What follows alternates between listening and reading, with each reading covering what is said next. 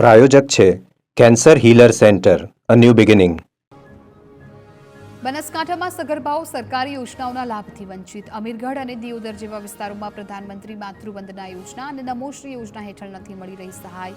બંને યોજનામાં સગર્ભાને સરકાર દ્વારા હપ્તા પ્રમાણે ચૂકવાતા હોય છે 6,000 રૂપિયા. બાળકના જન્મના 3 વર્ષ વીત્યા બાદ પણ બહેનો સહાયથી વંચિત. સગર્ભાવસ્થા દરમિયાન જે ચકાસણી કરાય છે તે આરોગ્ય વિભાગના મમતા કાર્ડમાં દર્શાવાય છે. ત્યારબાદ ડેટા તાલુકા હેલ્થ ઓફિસર અને જિલ્લા આરોગ્ય અધિકારી પાસે પહોંચ્યા બાદ ચૂકવાય છે સહાય. સમગ્ર મામલે આરોગ્ય વિભાગે કહ્યું કે આધાર નંબર બેંક સાથે લિંક ન હોય તો નથી મળતી સહાય. તેવા લાભાર્થીના ફરી ફોર્મ ભરાવી સહાય ચૂકવાશે. બનાસકાંઠાના મુખ્ય મથક પાલનપુરમાં ટ્રાફિક સમસ્યા માથાનો દુખાવો બની છે. હાઈવે પર ખડકાયેલા અને ગેરકાયદે પાકા દબાણો જવાબદાર હોવાનો સ્થાનિકોનો આક્ષેપ. તેમજ રજૂઆતો બાદ પાલનપુર પાલિકાએ માત્ર લારી ગલ્લા દૂર કરી નાટક કર્યાનું સ્થાનિકોએ જણાવ્યું. ગેરકાયદેસર પાકા દબાણો વહેલી તકે દૂર કરવા શહેરીજનો કરી રહ્યા છે માંગ.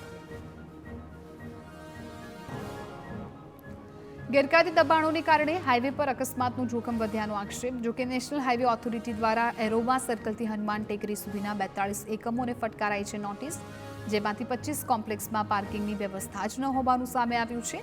હાઈવે પર વાહનો પાર્ક થવાના કારણે લોકોએ ટ્રાફિકની સમસ્યાનો કરવો પડે છે સામનો.